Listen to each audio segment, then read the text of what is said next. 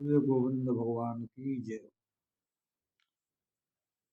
एक बार लोमांस ऋषि ने अपने पिता ब्रह्मा जी से पूछा, हे पिता, मुझे इस संसार सागर से तरने का, मुक्ति का मार्ग बताइए। तो ऋषि से चतुरानन ने कहा, हे पुत्र, तुम तपस्या करो। लोमांस ऋषि ने जवाब दिया, हे पिताजी, मैंने तपस्या करके देख ली, जिससे मुझे फल मिला कि मैं पशु योनियों में चला गया। तो फिर ब्रह्मा जी ने कहा कि तुम तीर्थ आदि करिए। तो लोमांस ऋषि ने बताया कि हे पिताजी, मैंने तीर्थ यात्रा करके भी देख लिए, तो मुझे वृक्ष आदियों की योनि मिली।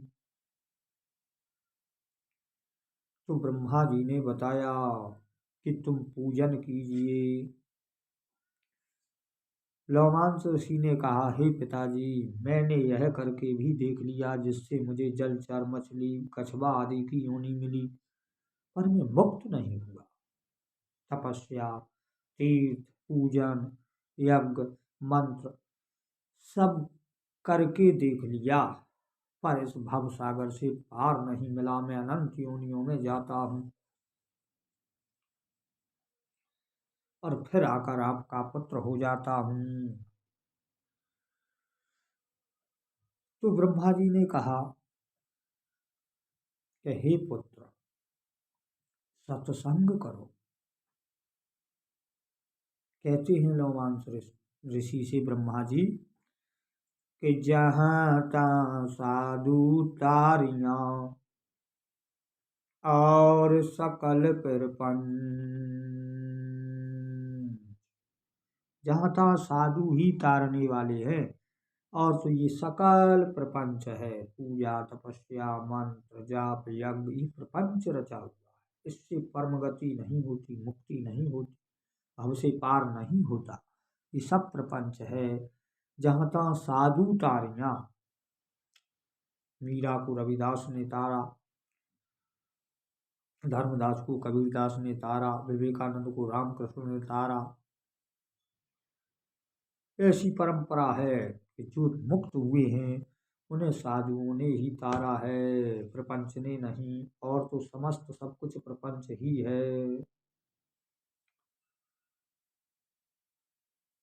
करो जाय हे सुत सत्संगा,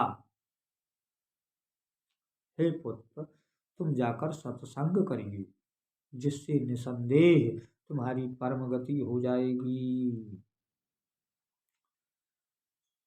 सत्संग के विषय में वशिष्ठ विश्वामित्र दोनों ऋषियों का भी प्रसंग आया है कि विश्वामित्र की सारे जीवन की तपस्या और वशिष्ठ जी का एक घड़ी का सत्संग भी आगे रहा।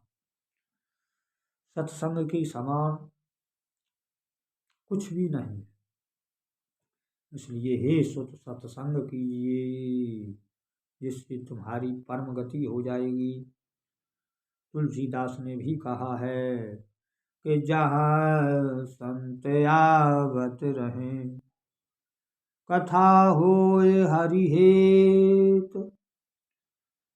तुलसी ऐसे ठौर की, नमग्रह चौकी देत।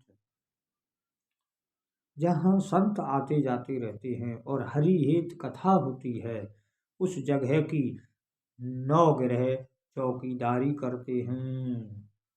और भी कहा है, एक घड़ी आधी घड़ी, आधे में पुण्याद, तुलसी संगत साधु की, हरत कोट अपराध। बहुत थोड़ी घड़ी में भी सत्संग से परम गति हो सकती है। सत्संग की महिमा का कोई पारावार नहीं है।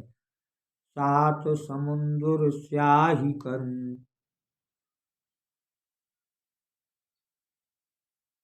कहा है सब धरती कागज करूं, कलम करूं बनराज, सारे बन की कलम बना लूं, सारी धरती को कागज बना दूं, और सागर की स्याही करूं, सारे समुद्र को स्याही बना लूं, फिर गुरु गुण लिखा न जाए। फिर गुरु का गुण लिखा नहीं जा सकता, यानी कि सत्संग की महिमा फिर भी लिखने में नहीं आएगी। वेदों ने गाई है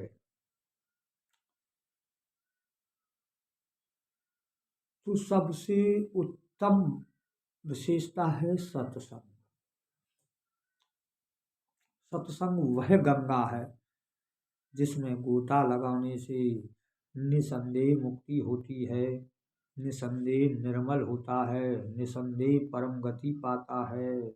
यह सत्संग रूपी गंगा का जो स्नान करता है, यह वो संगम है जिस संगम में नहाने के बाद फिर व्यक्ति कभी दुखी नहीं होता। भक्त भक्ति और भगवान का संगम है, संत महापुरुषों का समागम है। फिर कहा है तुलसीदास ने कि सुत दारावर लक्ष्मी पापी के गृह होय, संत समागम हरि कथा तुलसी दुर्लभ दो। ये बड़ी दुर्लभ है, संत समागम बड़ा ही दुर्लभ है। बड़ा